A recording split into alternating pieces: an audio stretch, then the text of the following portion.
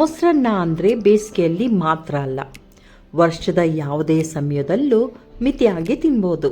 ಇದು ಹೊಟ್ಟೆಗೆ ಹಗುರವಾಗೂ ಇರುತ್ತೆ, ತಿನ್ನೋದಕ್ಕೂ ತುಂಬ ರುಚಿಯಾಗಿರುತ್ತೆ. ಅದರಲ್ಲೂ ನಾನು ಇಂದು ಮಾಡಿರೋಂಥ ಈ ಸ್ಪೆಷಲ್ ಮೊಸರನ್ನ ಒಮ್ಮೆ ಮಾಡಿದ್ರೆ ಮತ್ತೆ ಮತ್ತೆ ಇದೇ ರೀತಿ ಮಾಡಿ ತಿಂತೀರಾ. ಅಷ್ಟು ರುಚಿಯಾದ ಮೊಸರನ್ನ ಇವತ್ತು ತಯಾರಾಗಿದೆ.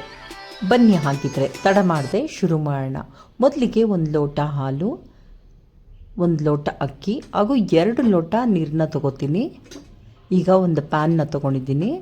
ಆ ಪ್ಯಾನ್ಗೆ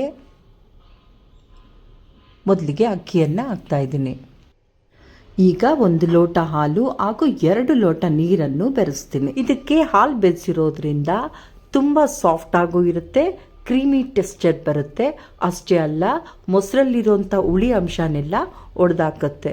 ಮೊಸರನ್ನ ಬಹಳ ರುಚಿಯಾಗಿ ರೆಡಿಯಾಗುತ್ತೆ. ಈ ಚಿಕ್ಕ ಚಿಕ್ಕ ಟಿಪ್ಸ್ನ ಮಿಸ್ ಮಾಡಿದ್ರೆ ಈ ರುಚಿಯಾದ ಮೊಸರನ್ನ ನಿಮಗೆ ರೆಡಿ ಆಗೋದಿಲ್ಲ. ಈಗ ರುಚಿಗೆ ಸ್ವಲ್ಪ ಉಪ್ಪನ್ನು ಬೆರೆಸಿ ಲಿಡ್ನ ಮುಚ್ಚಿ 3 ಪ್ರೆಷರ್ ಬರೆಸ್ತೀನಿ. ಈಗ ಮೊಸರನ್ನ ರೆಡಿ ಮಾಡೋದಕ್ಕೆ 1 ಲೋಟ ಹಾಲು 2 ಲೋಟ ನೀರನ್ನು ಬೆರೆಸಿರೋದ್ರಿಂದ ತುಂಬ ಕ್ರೀಮಿ ಆ್ಯಂಡ್ ಸಾಫ್ಟಾಗೇ ಇರುತ್ತೆ. ಈಗ ಕಂಪ್ಲೀಟ್ 3 ಪ್ರೆಷರ್ ಬಂದಿದೆ. ಇದು ಈಗ ಕಂಪ್ಲೀಟ್ ತಣ್ಣಗಾಗಲಿ ಇದು. ಈಗ ನೆಕ್ಸ್ಟ್ ನಾವು ಒಗ್ಗರಣೆಗೆ ಏನೇನು ಬೇಕು ರೆಡಿ ಮಾಡ್ಕೊಳ್ಳೋಣ.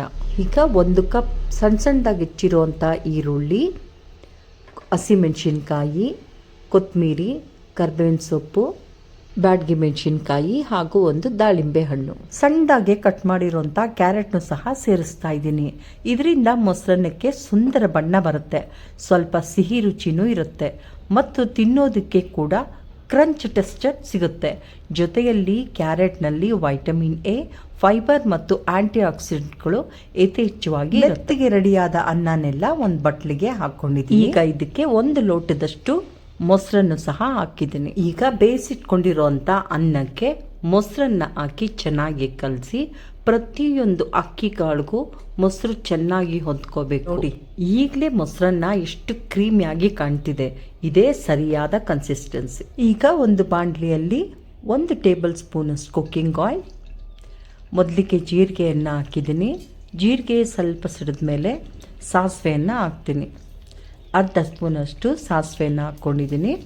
ಸಾಸಿವೆ ಆಯಿತು. ಈಗ ಉದ್ದಿನಬೇಳೆಯನ್ನು ಹಾಕ್ಕೊಂಡಿದ್ದೀನಿ. ನಿಮಗೆ ಬೇಕಾದಲ್ಲಿ ಕಡಲೆಬೇಳೆಯನ್ನು ಬೆರೆಸಿ ಇದು ಸ್ವಲ್ಪ ಗೋಲ್ಡನ್ ಬ್ರೌನ್ ಆಗೋವರೆಗೂ ಹುರ್ಕೊಂಡು ಈಗ ಇದಕ್ಕೆ ಕರ್ಬೇವಿನ ಸೊಪ್ಪು, ಹಸಿಮೆಣಸಿನ್ಕಾಯಿಯನ್ನು ಹಾಕಿ ಈಗ ಚಿಕ್ಕದಾಗಿ ಕತ್ತರಿಸುವಂಥ ಈರುಳ್ಳಿಯನ್ನು ಸೇರಿಸ್ತಾ ಇದ್ದೀನಿ. ಇದರಿಂದ ಮೊಸರನ್ನಕ್ಕೆ ಒಳ್ಳೆಯ ಕ್ರಂಚ್ ಬರುತ್ತೆ. ಈಗ ಚಿಕ್ಕದಾಗಿ ಕತ್ತರಿಸುವಂಥ ಈರುಳ್ಳಿಯನ್ನು ಸೇರಿಸ್ತಾ ಇದ್ದೀನಿ. ಇದರಿಂದ ಮೊಸರನ್ನಕ್ಕೆ ಒಳ್ಳೆಯ ಕ್ರಂಚ್ ಬರುತ್ತೆ, ಇನ್ನಷ್ಟು ರುಚಿ ಹೆಚ್ಚುತ್ತೆ. 1 ಕಪ್ಪಷ್ಟು ಕ್ಯಾರೆಟ್ನ ಸಣ್ಣದಾಗಿ ಕಟ್ ಮಾಡಿರೋ ಕ್ಯಾರೆಟ್ನ ಬೆರೆಸ್ತಾ ಇದ್ದೀನಿ. ಇದರಿಂದ ಹಸಿ ವಾಸನೆ ಕಡಿಮೆ ಆಗುತ್ತೆ, ಸ್ವಲ್ಪ ಸಿಹಿ ರುಚಿನೂ ಬರುತ್ತೆ. ಅಷ್ಟೇ ಅಲ್ಲ, ಮೊಸರನ್ನ ಅದಕ್ಕೆ ಚೆನ್ನಾಗಿ ಬೆರೆತು ಒಳ್ಳೆಯ ರುಚಿ ಕೊಡುತ್ತೆ. ಆದರೆ ಕ್ಯಾರೆಟ್ ಮತ್ತು ಈರುಳ್ಳಿಯನ್ನು ಜಾಸ್ತಿ ಫ್ರೈ ಮಾಡೋದು ಬೇಡ, ಆಗ ಈರುಳ್ಳಿ ಮತ್ತು ಕ್ಯಾರೆಟ್ನಲ್ಲಿ ಇರುವಂಥ ಕ್ರಂಚ್ ಹಾಗೆ ಉಳಿಯುತ್ತೆ. ಗ್ಯಾಸ್ ಆಫ್ ಮಾಡಿದ್ದೀನಿ. ಕಂಪ್ಲೀಟ್ ತಣ್ಣಗಾಗಬೇಕಿದು. ಈಗ ಈ ಫ್ರೈ ಮಾಡಿ ತಣ್ಣಗಾದಂಥ ಮಿಶ್ರಣನ ಈ ಮೊಸರನ್ನಕ್ಕೆ ಬೆರೆಸ್ತಾ ಇದ್ದೀನಿ. ನೋಡಿ, ಎಲ್ಲ ಪದಾರ್ಥಗಳು ಚೆನ್ನಾಗಿ ಬೆರೆತ ಮೇಲೆ ಮೊಸರನ್ನ ಎಷ್ಟು ಕಲರ್ಫುಲ್ಲಾಗಿ ಕಾಣ್ತಾ ಇದೆ. ಮೊಸರನ್ನ ಈ ಅನ್ನ ಮತ್ತು ಫ್ರೈ ಮಾಡಿರುವಂಥ ಕ್ಯಾರೆಟ್ ಎಲ್ಲನೂ ಚೆನ್ನಾಗಿ ಹೀರ್ಕೊಂಡಿದೆ. ಈಗ ಇನ್ನೂ ಅರ್ಧ ಕಪ್ಪಷ್ಟು ಮೊಸರನ್ನ ಹಾಕಿ ಕಲಿಸ್ತಾ ಇದ್ದೀನಿ. ಎಷ್ಟು ಕ್ರೀಮಿ ಆಗಿದೆ ಅಲ್ಲ. ಈಗ ನಾನು ಇದಕ್ಕೆ ದಾಳಿಂಬೆ ಬೀಜಗಳನ್ನು ಹಾಕ್ತಾ ಇದ್ದೀನಿ. ಇನ್ನಷ್ಟು ರುಚಿ ಹೆಚ್ಚಿಸೋಕ್ಕೆ ಕೊತ್ತಂಬರಿಯನ್ನು ಸಹ ಹಾಕಿ ಅಲಂಕರಿಸ್ತಾ ಇದ್ದೀನಿ. ಬಿಳಿ ಮೊಸರು, ಆರೆಂಜ್ ಬಣ್ಣದ ಕ್ಯಾರೆಟ್, ಕೆಂಪು ದಾಳಿಂಬೆ ಮತ್ತು ಹಸಿರು ಕೊತ್ತಂಬರಿ ಸೊಪ್ಪು ಸ್ವಲ್ಪ ಸೇರಿಸ್ಬಿಟ್ರೆ ಈಗಲೇ ತಿನ್ನಬೇಕು ಅನಿಸೋ ಅಷ್ಟು ಬ್ಯೂಟಿಫುಲ್ ಆಗಿದೆ. Thank you for watching. ನಿಮ್ಮ ಪ್ರೀತಿ ಮತ್ತು ಬೆಂಬಲಕ್ಕೆ ಹೃತ್ಪೂರ್ವಕ ಧನ್ಯವಾದಗಳು. ಮುಂದಿನ ರುಚಿಯಾದ ರೆಸಿಪಿಯೊಂದಿಗೆ ಮತ್ತೆ ಭೇಟಿಯಾಗೋಣ. ಅಲ್ಲಿವರೆಗೂ ಟೇಕ್ ಕೇರ್, ಬಾಯ್. ಇವತ್ತಿನ ರೆಸಿಪಿ ನಿಮಗೆ ಇಷ್ಟ ಆಗಿದ್ರೆ ಲೈಕ್ ಮಾಡಿ, ಕಮೆಂಟ್ ಮಾಡಿ. ಯಾರೆಲ್ಲ ಹೊಸಬ್ರು ನನ್ನ ಚಾನಲ್ನ ನೋಡ್ತಾ ಇದ್ದೀರಾ, ಪ್ಲೀಸ್ ಸಬ್ಸ್ಕ್ರೈಬ್ ಮಾಡಿ. ನಿಮ್ಮ ಪ್ರತಿಯೊಂದು ಬೆಂಬಲವೂ ನನಗೆ ತುಂಬ ಮುಖ್ಯ. ಮುಂದಿನ ರುಚಿಯಾದ ರೆಸಿಪಿಯೊಂದಿಗೆ ಮತ್ತೆ ಸಿಗೋಣ.